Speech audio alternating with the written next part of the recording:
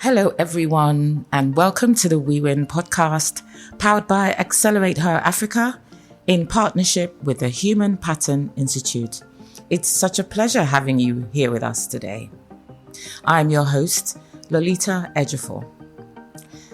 Okay, some of you may know I attended Federal Government Girls College, Calabar, F.G.G.C, a place where hierarchical order and class seniority were everything. But out of that very traditional structure, a leader has emerged who broke that mold entirely. She now serves as the global president of the F.G.G.C Calabar Old Girls Association, where leadership is not attached to the forces of institutional authority, but where people follow her because they believe in her and the vision she carries. She has 2 decades in finance across retail, financial services, and oil and gas. She has mastered everything from treasury management to strategic planning, so she knows exactly how money moves and how to make it work. She is also a co-founder and vice president of a women's cooperative society and has been building a culture of savings, group investments, and wealth creation among women from day to day. There are people who build careers, and then there are people who build legacies. My guest is the latter. Please welcome Bolanle Ogungbe-Gogo.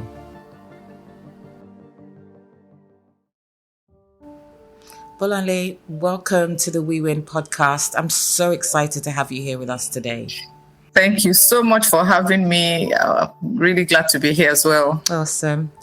Bolanle, congratulations on your election as the global president of the F.G.G.C Calabar Old Girls Association. Thank you.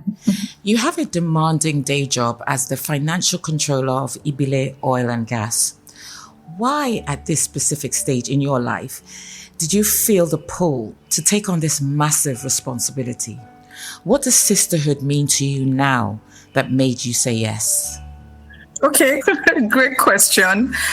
Before now, pre-2022, I've always wondered why we didn't have a thriving association for our old girls. I see the quality of women that have come through F.G.G.C Calabar. I see some of the things that they are doing in the corporate world, in business, in entertainment, and in different sectors. And then I've always wondered, why can't we come together? Why don't we have something going for us, a platform, that brings us all together? That's one. And then 2, I see other associations. We all have friends that went to different schools. Now that we're out of school, we see what everybody's doing. And I see what they're doing in their other associations. And I was always puzzled and a bit, even annoyed that we don't have that platform, because I know what such a platform can do for us. In my class sets, I see the things that we've been able to do coming together. But you see, there's so much more that we can do if we're able to pull ourselves together across generations, across class sets, across countries, because we have girls all over the place. We have girls abroad and even in Nigeria, and I see what is going on. And I know the power of collaboration, so I was always bothered. And I kept thinking, well, perhaps it's not up to me to do this, to get us together, and then who will do it? And then in 2022, I got a call that a caretaker committee was being set up, and I was nominated to be on that group. And as usual, I gave everything to it, I gave everything to it. And my style usually is to walk behind the scene. And that was going on. Unknown to me, people noticed. And when it was time to do this election, they didn't want me to step aside. And I got encouraged to say, oh, Bola, you have to continue what you had started. And it took a bit of convincing. But then again, I took time to go and think about it. And I felt like, okay, I think I've reached a stage in my life where I have clarity. I've built a career. And I've kind of put that on autopilot, because it has taken on a life of its own. And I'm also at a point where I don't have young children, so the demands of the family is also a bit less. I've come to a point where, I think I have a message to preach, and it has gone beyond my little corner the influence, has also come beyond the things that I do within my immediate environment alone. And also because, I understand my purpose better. I just felt like, okay, this pull to serve, this call is not about ambition. It's from people who have seen what I have done in the 3 years that I've been caretaker committee secretary.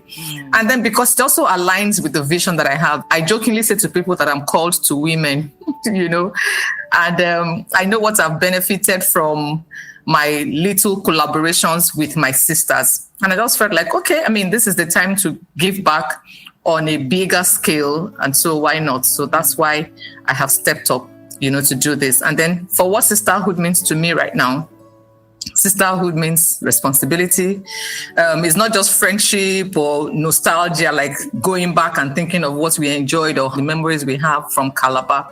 It is now, choosing to show up for one another, carrying each other's burdens, opening doors for each other, building structures that will outlive us, bringing the younger ones. There are many people that have come behind us out of F.G.G.C Calabar who don't even know that they've got sisters in places where they want access to. And so I just felt like, okay, I think it's the time. And that's why I accepted to take on this role. The journey that you just described really showed that you were made for this purpose.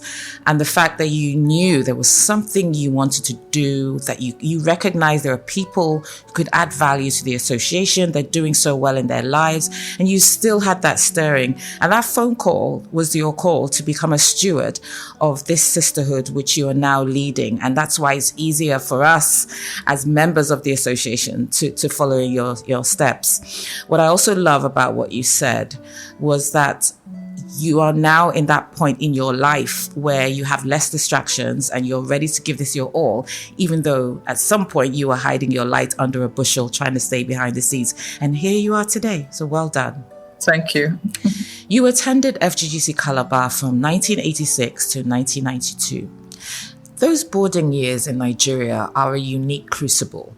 They strip away pretense.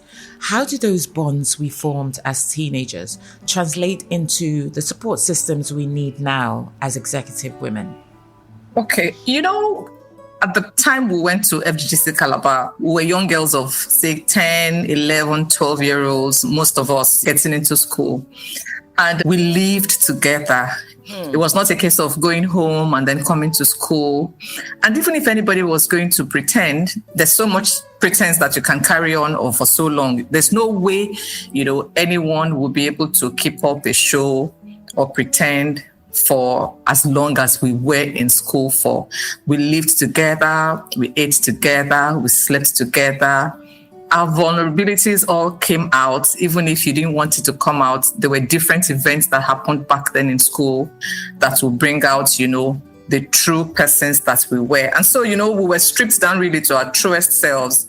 We saw each other without titles, without privileges. I've had colleagues who said that, at the point when we went to federal schools were levelers. We had children of the really rich coming to those schools, and children from middle class coming to our schools, and even children from some low-income homes were also in Federal Calabar. Yes. And all the unity schools across the nation. And so it was like a level playing ground, and everyone was without privilege, without title. It was raw humanity, you understand? And then we all went through the same thing. We shared experiences. And, those experiences were kind of like sorting people out. Like it was just creating clusters of different people.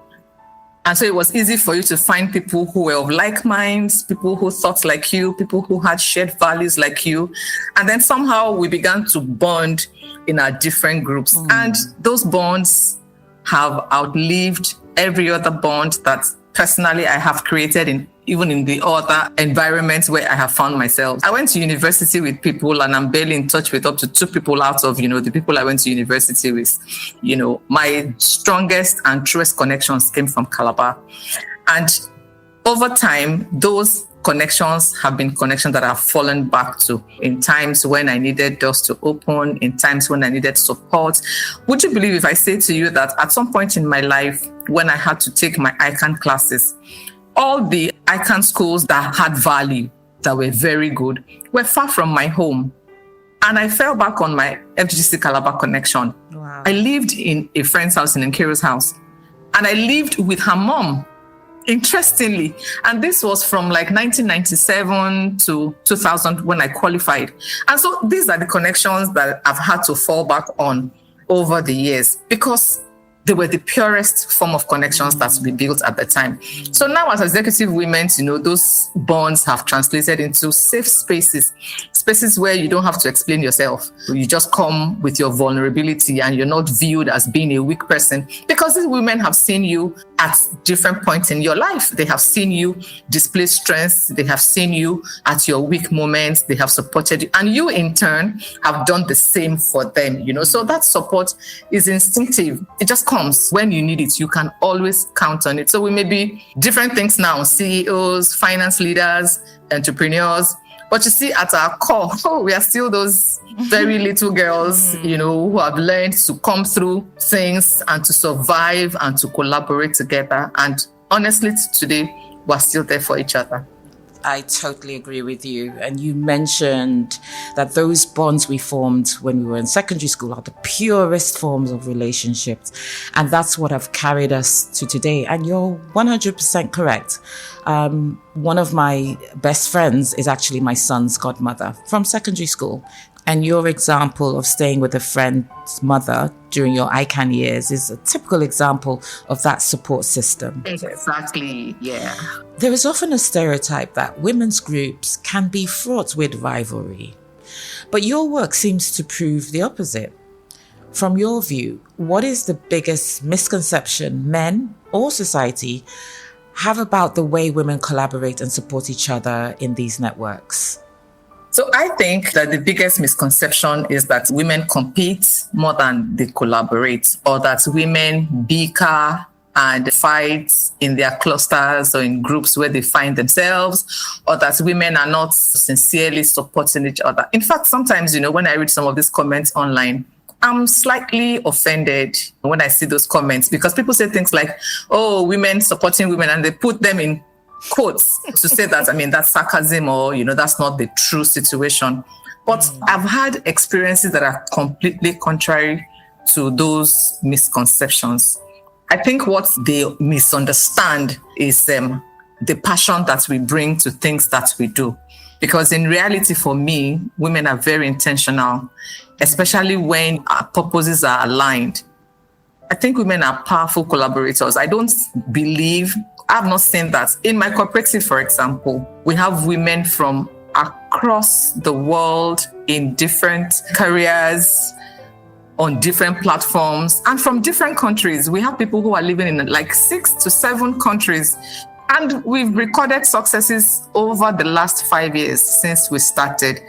So we have high standards, we have passion.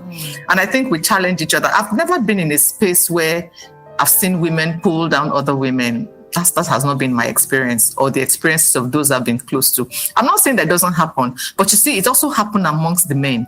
I see them also that they also compete, and sometimes they compete, they don't even compete in good faith. So I don't believe that women don't support each other or tear each other down or don't collaborate properly. That has not been my experience. Yeah, I think the notion of women competing against each other is real. But I believe that the underlying issues seem to be misaligned values. And it seems to me like you're in the spaces where you all manage to align in terms of your objectives and your values and your vision, and you're able to move forward. So it says a lot about you being intentional in the sort of spaces that you occupy. So we'll leave it there. You didn't just stop at alumni networks. You also co-founded the Pearl Cooperative Multipurpose Society to help women cultivate a culture of saving and create wealth. Mixing friendship with money is often considered dangerous. As a chartered accountant, how do you structure that trust so that the money grows without the friendship suffering? So the first thing I'd say is being transparent with all that you do. I'm sure, coming through secondary school and how we have related with each other. So now the other co-founder happens to be a Federal Calabar alumnus as well. Chichi, and it was while we were talking about how to support each other and the privileges that some of us who have had good jobs and worked in good places have, and how we have seen our sisters not have the kind of opportunities that we have had. So that's how this whole thing started. So you see, I would say that if you are able to also put proper structures in place. Our cooperative, for one, is being supervised by the state because we're registered with Lagos State. And then there are guidelines that have been given to us on how to operate. We have bylaws that were issued to us. Okay. So we have set it up, putting the rules in place. Now, even though it's supposed to be like an informal organization, as it were, because most of us are friends. It's friends who came together and then we brought in our other friends from different places. In fact, there's nobody who has joined the cooperative now who didn't know somebody that is in the cooperative already. So technically, we're all friends. But you see, by putting structures in place, by organizing ourselves and having everything go through a laid down process, it would be funny if I tell you that we have a platform on Trello where we put our transactions when we want to do anything. And then everybody, all the management committee members who go in there, put in their comments and approve. And we must have a minimum of 4 approvals when there are 5 of us. And when there are 6 MC members, we must have 5 approvals. We took our time to read the bylaws. In fact, when we started, every evening, we will spend 2 hours reviewing the bylaws, and it took us weeks to finish reviewing the bylaws. And as we read the bylaws, we were defining the structures we wanted to put in place to guide us. Now, so those structures are there. It's known to everybody. I think it would be unfair for my friend, who is a member of the cooperative, to ask for me to step out of those structures we have built or put up in order to do them a favor. Right. So being able to put those structures in place, that's like the guiding principle for the cooperative. And so that helped us. So it removed ambiguity, it just showed clarity and rules. And so once that is in place, we have a strong governance structure, there's transparent reporting. So people saw the transparency. And then people began to pull out their investments in other places and bring it into the cooperative. We've had people pull out of, this thrift that people do informally. Friends just come together, they put money together. People began to pull out of, such structures and bring their monies into the cooperative, because we will do reporting every 6 months. We will share quarterly. We were sharing statements, and every 6 months we'll share our performance reports. People saw the transparency, they saw the structure that was there, and we've not had a problem till date.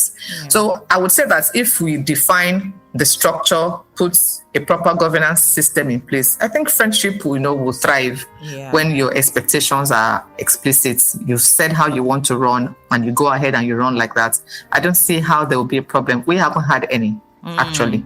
So in the cooperative system, the structure we have built, it comes before sentiments, and everybody understands what the workflow is, and we follow it. And so the trust just keeps on growing organically. Yeah. So for me, I would say money doesn't ruin friendships. It is poor structure, or when you don't define a structure, that's what will ruin it. Absolutely. I think even having the wisdom to put the structures in place, to read the bylaws, to think about governance, especially when it comes to people's money, that is where trust gets established, because everyone knows the rules. And you mentioned transparency. Everyone knows how the system works. So there are no hidden agendas that can create spaces for distrust or ambiguity. And if you step out thinking you're doing somebody a favor and you step out of line to do that, then the person would think, okay, if it's not me, will you be stepping out to do this for other people? And then that puts their own monies at risk as well. So that's why we stick by the rules that we have put in place. Yes, of course. Yes. You've been responsible for the keeping of the books and managing the funds for the society since its inception. Do you see financial literacy and financial independence as a critical part of modern sisterhood? Is teaching your friends how to invest a form of love? Absolutely. Honestly, yeah. So I started keeping the books as a way to save costs. I didn't think we should have employed anybody at the time. And so I felt like, okay, this is a vision and I'm passionate about it. and I have the skill required to do the job. So I started to keep the books, to save costs. And then we didn't even buy a software. We just continued to use Excel and Google Sheets to do that. And so after a while, I saw people struggle to keep up with their monthly savings. And so we started to teach people. First of all, we did webinars on how to plan your finances. Personally, I have Excel. I have a personal Excel that I use to plan my finances month on month. And even when my income was not regular, because at some point I left the regular 9 to 5 to do other things, and I was able to run my life on earned income, on passive income. Standard of living didn't drop. I mean, my home didn't suffer. And I kept on. And I saw that, look, there are many people who work, and they're not able to meet up. Like I had friends, for example, who left the corporate world and went into businesses. And I found them that they couldn't even pay the rent for their business spaces at the end of each year. They would have to probably look for money from other places. I know two whose spouses had to keep paying the rent for the business spaces. And I felt like, look, there is a lot that I needed to teach some of them on how to plan and manage their finances. And so we took the opportunity of the cooperative to do that. And I also saw the need again. There was a WIMBIZ session I attended, and the speaker at that session was talking about an opportunity that came for women business owners. And they all knew a woman who was very hardworking and had done very well in her business. But because she didn't keep her books correctly, she didn't, separate her personal finance from her business finance, she wasn't able to show the organization that was looking to give grants and to sponsor the women, she wasn't able to show them what she was doing with her business.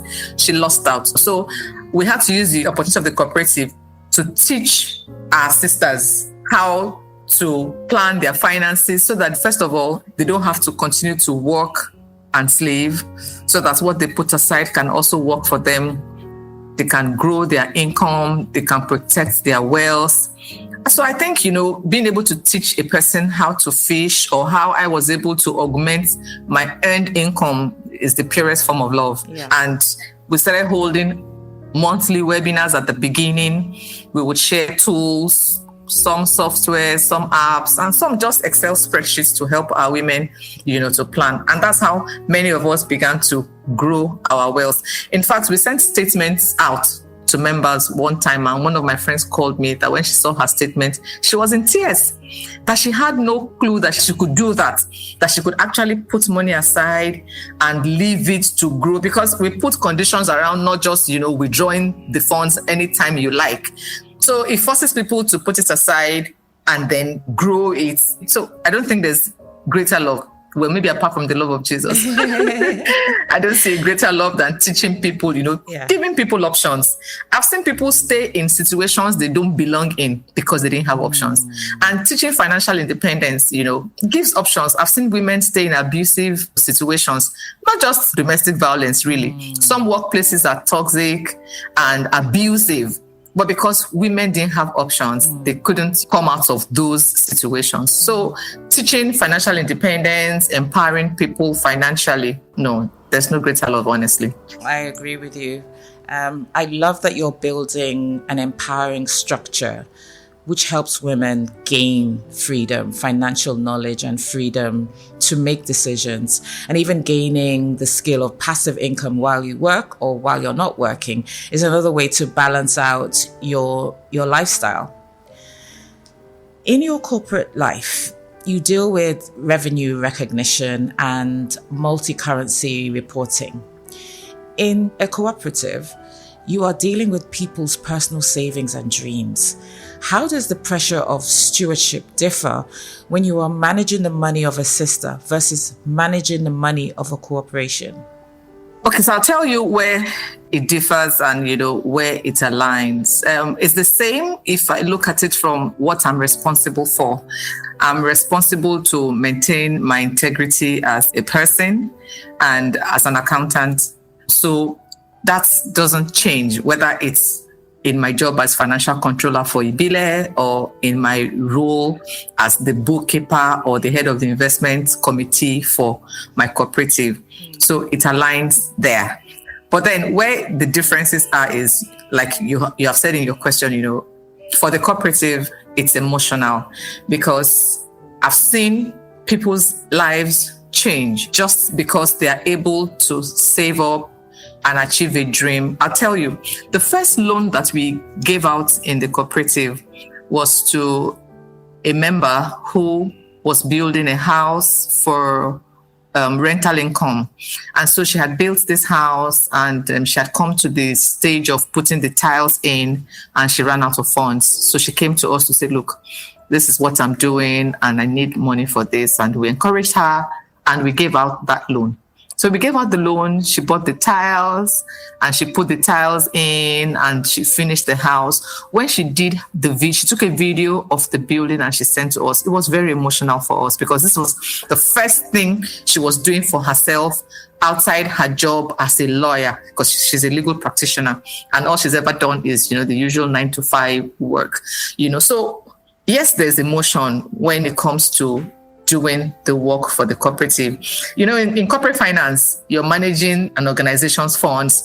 There are rules, there are standards that you have to comply with. And so that's yes, and then there's a whole structure around how those funds are managed. But for the cooperative, it's different. You see people, you see what they're trying to do. You're handling your sister's savings. You're holding her hope. It's probably her children's future. It's probably her safety net. It's something that she's putting aside for herself, because the message we're passing across is, look, putting money in this savings in the cooperative is you paying yourself first, because you get your salary, and then what you want to do is you want to rush and pay other people. But being able to put something aside is you paying yourself. And so even if the numbers are small, the impacts are very high. Because after we gave that loan to that member who had to do the tiling, she came back with a video, and she was speaking as she was doing that video. It was very emotional for us. And then when she put out the houses for rent, we saw the improvement in her savings in the cooperative, because it was easy to translate into more savings for her, because, hey, this is additional income coming to her. So that's where it's different. That you have to be more passionate with these people's savings, their dreams, and their hopes for their future. And then you have to be careful how you manage it, especially because it's at my discretion, or it's at the discretion of the investment committee, which I lead. So if you make a mistake in putting the funds somewhere and they don't come back, you're dashing people's hopes. So that's where the difference is. Forget the rules or the regulations or the standards that are guiding the corporate world. Here, it's more personal. It's actually deeper. It is so much deeper. I've had a guest who talked about it not being about KPIs, but being about people and name to the impact that you are making. And so this example you gave must really give you a sense of, almost like a mother-like pride when you see how this lady who could have been stuck, but the cooperative stepped in, and now she's also managing how she saves and her relationship with money. Okay, so leading an old girls association is very different from being a financial controller. At IBILE, you have structural authority. People have to listen to you. In a voluntary association, you are leading your peers, your seniors, and your childhood friends.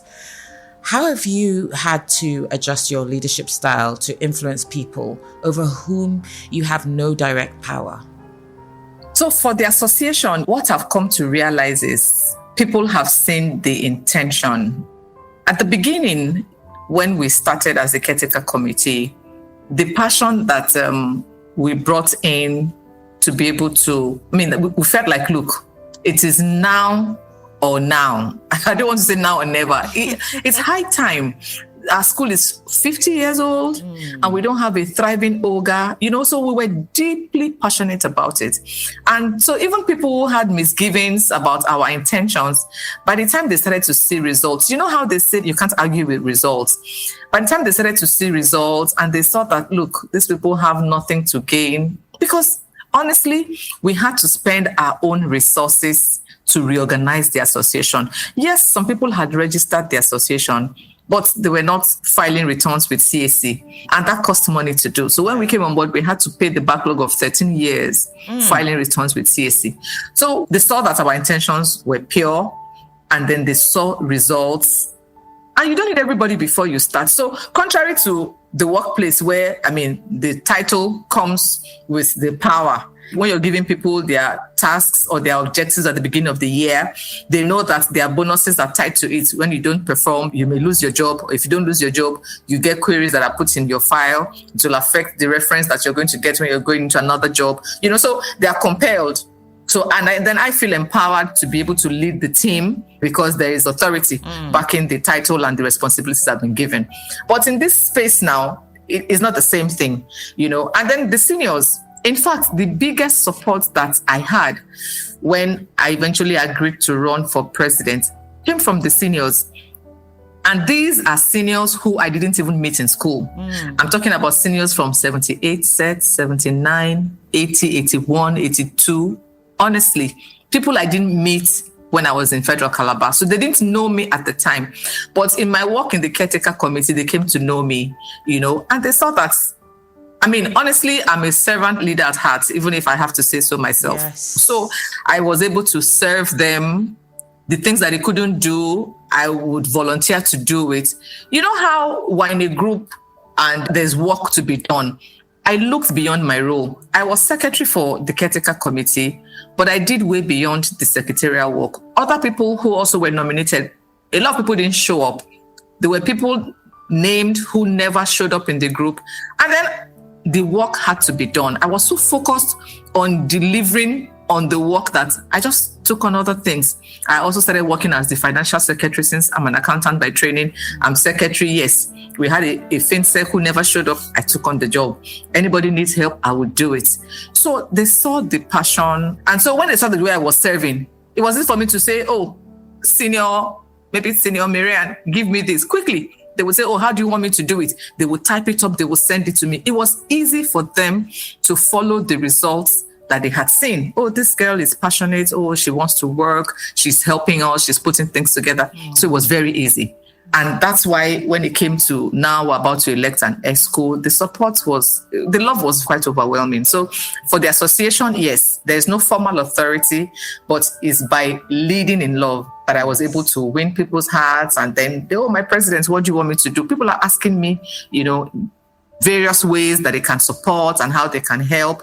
And that came because they also saw the passion with which I had served the association. Yes. So I've learned to lead with empathy, with transparency, and there's no one I can't get along with, honestly. I've never been in a team where I couldn't get along with anybody. We don't have to be friends, but I always made sure that I had an environment, I had an environment around me where we would do the work, we would collaborate, do the work, and then everybody would go their way. So that's how I've been able to serve the association and then win people over to also follow.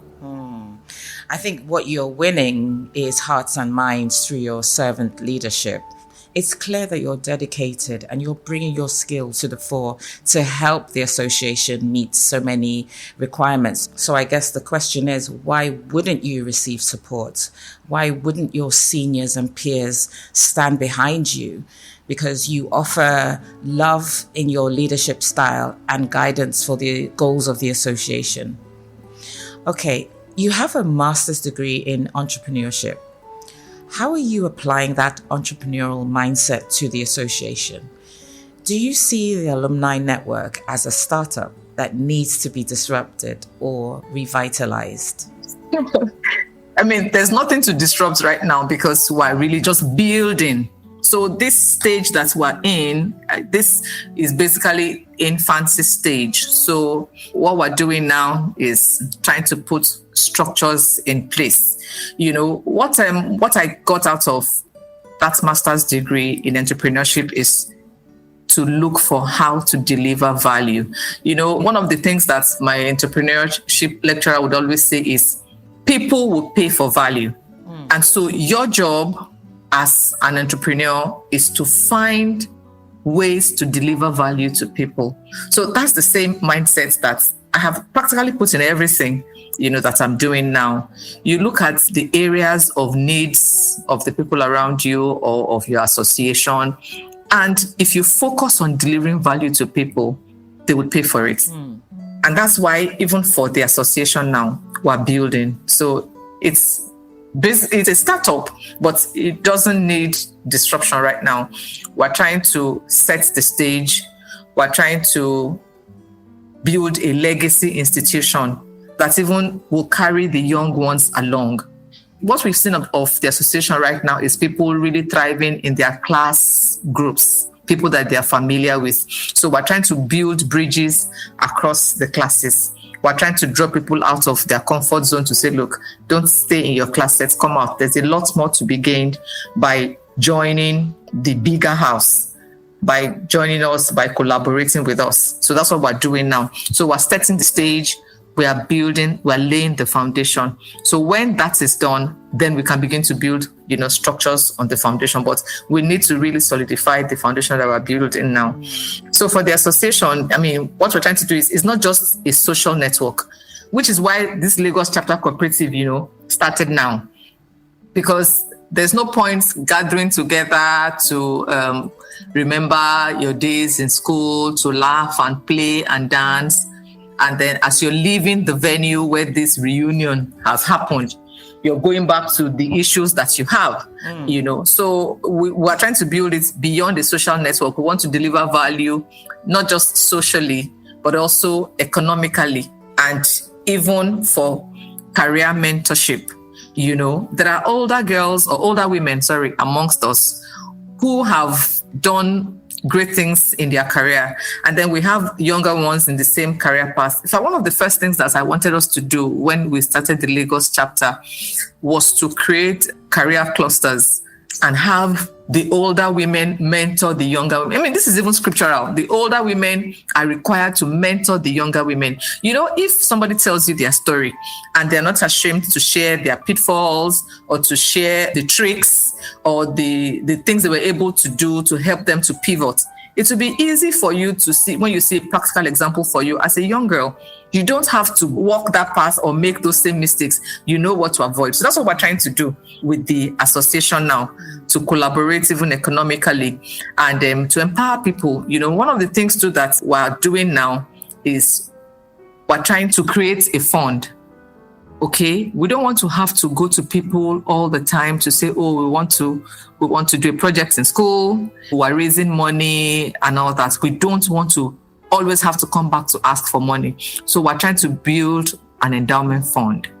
Right now, we're talking to 2 fund management firms to see the kinds of plans that they have so that the projects will fund themselves. If we have the endowment fund that, is yielding interest and it is growing, from there we can fund projects, we can impact on people, we can even probably fund startups for our girls.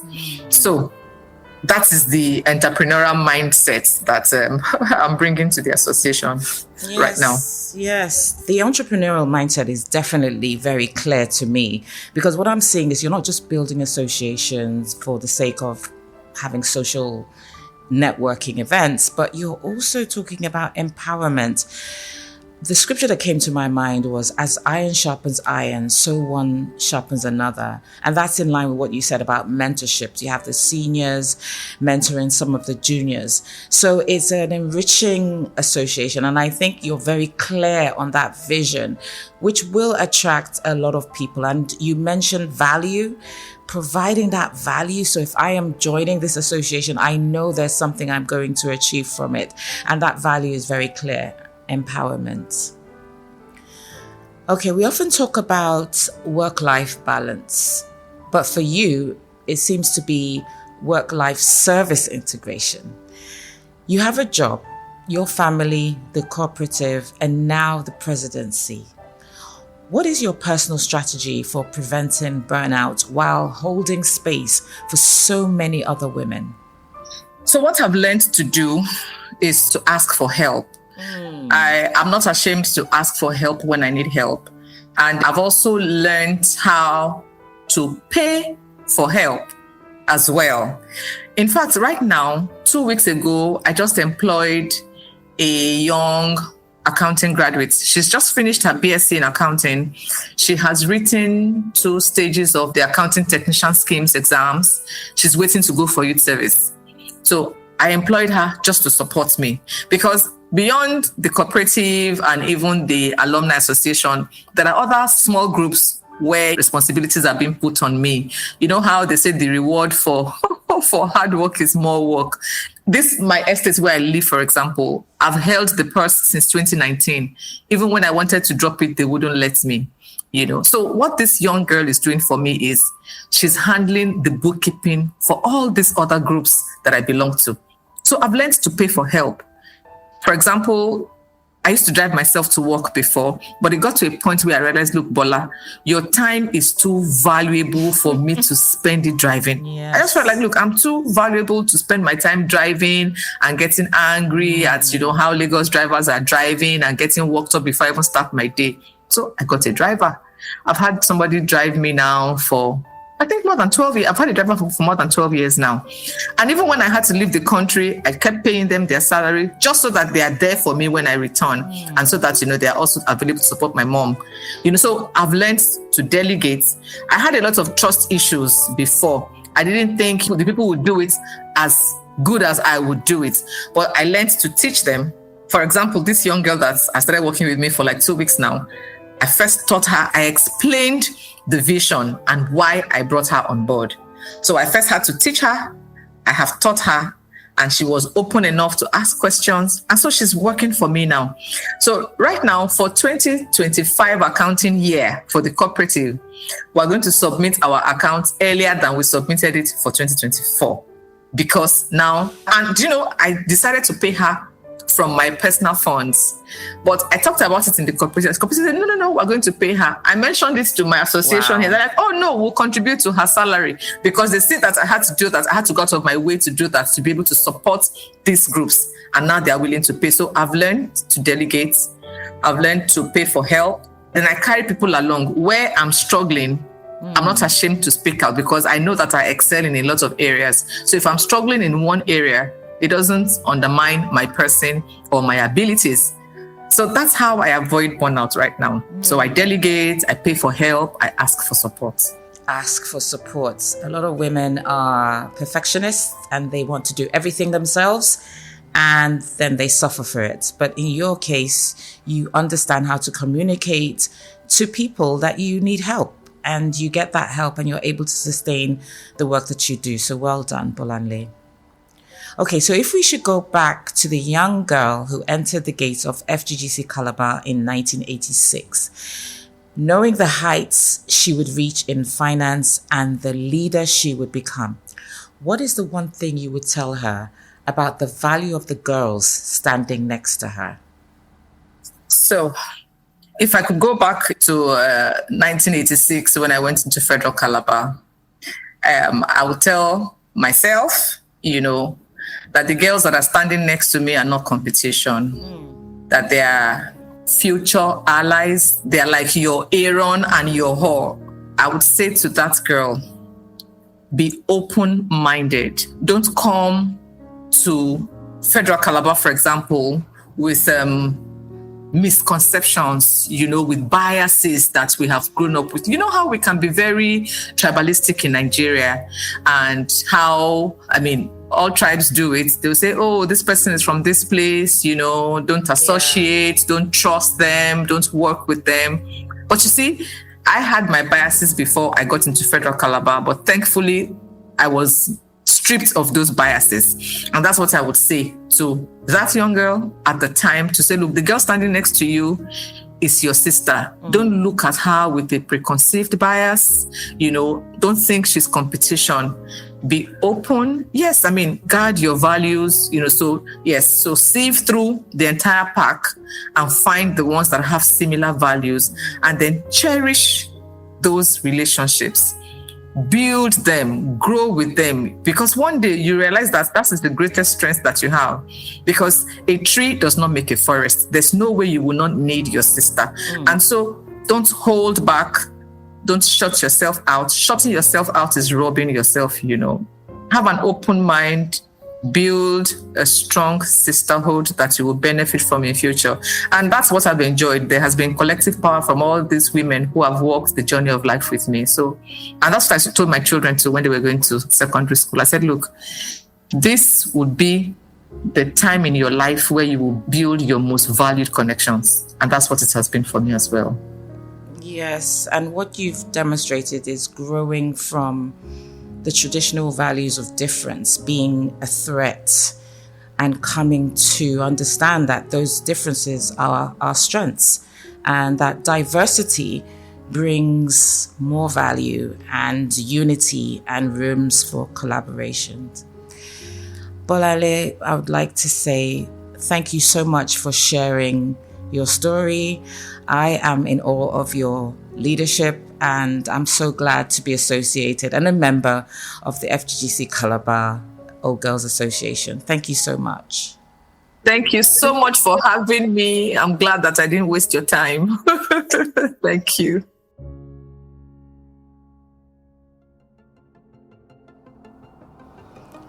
Guys, first of all, I'd like to say that I deeply feel affiliated with this lady from the depths of my soul, because everything she talked about in terms of her leadership style, her dedication, her hard work, putting differences aside, an ability to convene people to have one mission, totally resonated with me. I'm hoping that it did the same for you.